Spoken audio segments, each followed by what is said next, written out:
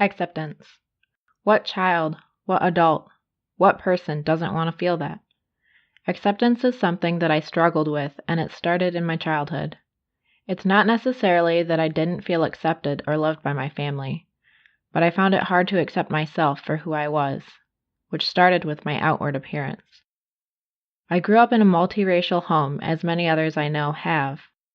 My mother looks white, my father looks brown, my siblings look white, I look brown, but we are all more than the color of our skin.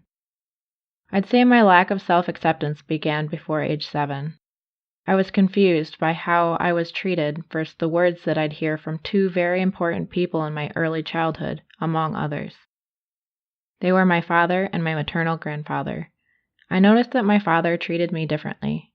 I wasn't aware of the idea that I was favored because of the color of my skin until I heard it from others, or that being brown was better. My grandfather told me I was his favorite, and often would take me places with him. My father and grandfather clashed. I had been exposed to their mutterings and distaste for one another, which often was directed to being a damn Indian or damn white person. I didn't understand. How could I be my grandfather's favorite if I was Indian?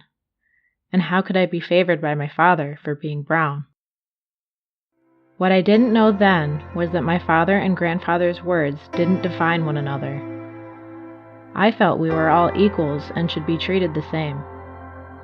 Their words didn't define who I was, who I am. I decide who I am and who I will be. I decide how I see myself and how I see others. We are all one people and should all be treated the same.